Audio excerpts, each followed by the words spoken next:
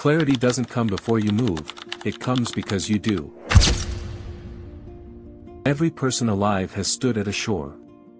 Not a literal one. A shore where the life behind you is burning, and the life ahead of you is water too deep to cross. And in that moment, the mind does what minds have always done. It asks the wrong question. What if I'm not ready? What if I make the wrong move? What if I step out, and nothing happens? What if I told you that the greatest act of navigation in human history, a moment that redefined what's possible for ordinary people, was executed by a man who had no idea what was going to happen next? And what if I told you that the sea didn't open because Moses had clarity? It opened because Moses moved without it.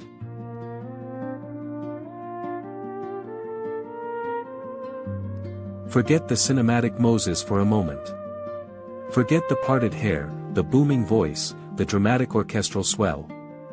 The real Moses, the man described in the ancient text, was a fugitive. A man with a speech impediment who argued with God. A man who, when called to lead, asked, "Who am I, that I should go?" A man who begged the Almighty to send someone else. This was not a hero forged in confidence. This was a man forged in failure, 40 years in the wilderness, far from the palace where he grew up, far from the people he was meant to rescue. He didn't have a strategy. He had a staff. He didn't have a plan. He had a promise. And a promise, it turns out, is the most dangerous and most powerful thing a human being can carry, because a promise demands that you act on it before you can prove it's true. By the time Moses stood at the edge of the Red Sea, Hebrew name, Yam Suf, the Sea of Reeds, he was leading somewhere between 1 and 2 million people. Men, women, children. Elderly people who hadn't run in decades. Mothers carrying infants. Former slaves who had never made a single decision for themselves in their entire lives, and who were now, for the first time, free, and behind them, the entire military force of ancient Egypt. Chariots. Soldiers.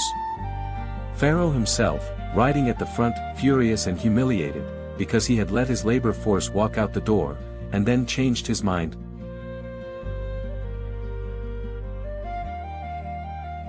In front of them, the sea, behind them, death, and Moses had no idea what was going to happen next. Here is the detail that most people skip over. Because it's uncomfortable. Because it doesn't fit the hero narrative. When the people saw the Egyptian army closing in, when the dust rose on the horizon and the sound of hooves filled the air, they didn't cheer. They didn't stand firm. They didn't look at Moses and say, "We've got this." They collapsed. Is it because there were no graves in Egypt that you have taken us to die in the wilderness? That's what they said to him. Word for word, recorded in the text. The people panicked. They turned on their leader. And their leader, the man of God, the deliverer, the one who had called down plagues, who had watched the firstborn of Egypt fall, who had stood before Pharaoh and said, "Let my people go," that man was also afraid. How do we know? Because God said to him, "Why are you crying out to me?" Moses was praying in desperation that he was terrified. This is the part of the story nobody puts on a motivational poster. The part nobody frames and hangs on a wall. The part that gets edited out of the Sunday morning message. But it may be the most important part. Because what God said next didn't make logical sense. And yet it changed everything. Tell the Israelites to move forward. God didn't say, "Wait for the water to move." God said, "Move." Stop. Read that again. God did not say, "Watch what I'm about to do." God did not say, "The sea will open, and then you walk." God said, "Move." First. Before the evidence. Before the clarity. Before the path was visible. Move. Now here is where the story gets architecturally brilliant, because the ancient midrashic tradition, the deep interpretive layer of Jewish scholarship, records something the biblical text only implies. The sea did not open when Moses raised his staff. It opened when someone stepped in. Tradition holds that it was a man named Nachshon ben Aminadab, the prince of the tribe of Judah, who walked into the water. Not to the ankle. Not to the knee did he walk in until the water was at his neck. Until he was a breath away from drowning. And then the sea split. Think about what this means. The clarity came at the last possible moment, not the first. The miracle waited for the commitment. The path appeared after the plunge. This was never just about Moses. Here is what the story is actually about. Most people read the crossing of the Red Sea as a story about God's power. It is. But it is simultaneously a story about a principle so precise, so repeatable, so deeply embedded in the structure of human transformation, that it shows up in every major breakthrough, in every field, in every era of history.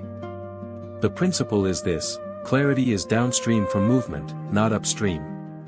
Let me say it differently. You will not know if you can do it until you start doing it. You will not feel ready until you're already inside the thing that terrified you. You will not see the path until your feet are wet.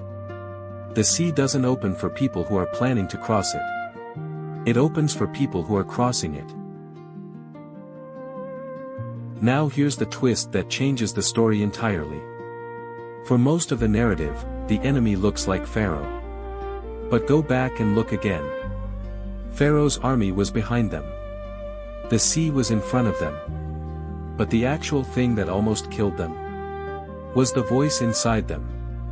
Were there no graves in Egypt? That was the voice. Internal. Corrosive. Dressed up as reason. Dressed up as caution. Dressed up as wisdom. This is the thing that will kill your destiny before any external enemy gets the chance. Not your circumstances. Not your competition. Not your lack of resources. The voice that says, "This is not the time. You are not ready. What if it doesn't work? What if you step forward and nothing opens?" Moses' response to the panic was not a strategy. It was a declaration: do not be afraid. Stand firm and you will see the deliverance the Lord will bring you today. The Lord will fight for you, you need only to be still. But then, and this is the devastating pivot, immediately after Moses said, "Be still," God said, "Move forward. Be still in your spirit. But move with your feet." Stillness is not passivity. It is the internal calm you carry while you take the terrifying step. The crossing of the Red Sea is not mythology. It is methodology. Here are the precise principles that Moses and Nachshon demonstrated. Principles that work. Whether you're building a company, stepping into a new career, launching a creative vision, or walking away from a life that no longer serves you. Principle 1: the army behind you is not your enemy. It's your accelerator. The Egyptians didn't give Moses a choice. They forced his hand. Most people spend years waiting for the perfect moment to move. The army behind you, the burning bridge, the closed door, the expired deadline, is not a punishment. It is a gift. It is the universe's way of removing the option to stay. If you're waiting for the perfect conditions, you've misunderstood the assignment. The conditions will never be perfect. The question is, what is chasing you hard enough that not moving becomes more dangerous than moving? Principle 2: don't wait for the sea to open. Announce that you're crossing. Moses raised his staff. He declared the direction.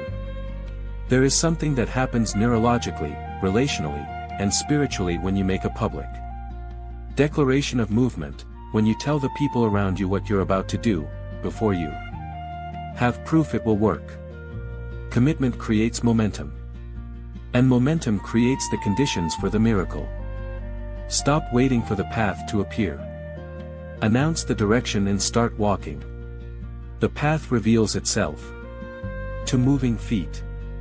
Principle 3: Nachshon didn't wait for permission. He walked in.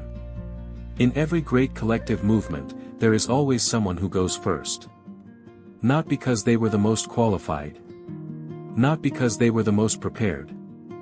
but because they decided that waiting was a worse outcome than uncertainty. In your business, your family, your creative work, someone has to be Nakshan. The question is, will it be you, or will you wait for someone else to go first, and then follow them into their promised land? Principle 4, the miracle has a threshold. Nakshan walked in up to his neck. This is not metaphorical exaggeration. This is precision instruction. The miracle did not activate at the ankle. It did not activate at the knee. It did not activate at the waist. It activated at the neck, the last possible moment before death. Meaning, your clarity, your breakthrough, your open sea, may be withheld until you are fully committed. Until turning back is no longer a viable option. Half steps don't split seas. Principle 5, speed is not the enemy of direction, hesitation is. The Egyptian army was closing in. There was no time to evaluate every option. Sometimes the most dangerous thing you can do is think too long. Analysis paralysis is not wisdom. It is fear wearing a sophisticated disguise. Make the best decision with the information you have. Then move. Then adjust. The sea rewards motion. It has no mechanism for the person standing at the shore, still calculating. The other side exists, but only for those who move. They made it across. Every single one of them. Every elder, every child, every former slave who had never once been free. They walked across on dry ground. The sea split into walls of water on either side of them, and they walked through on dry ground.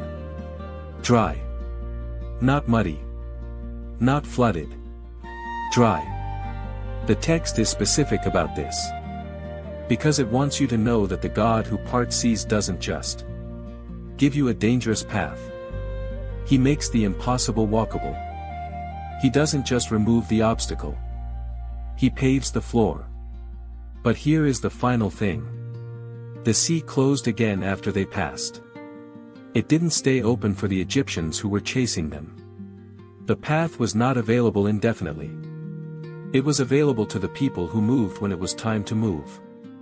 This is the quiet urgency embedded in every great opportunity, every inspired idea, every open door in your life. The sea opens for a season. The question has never been, is this possible?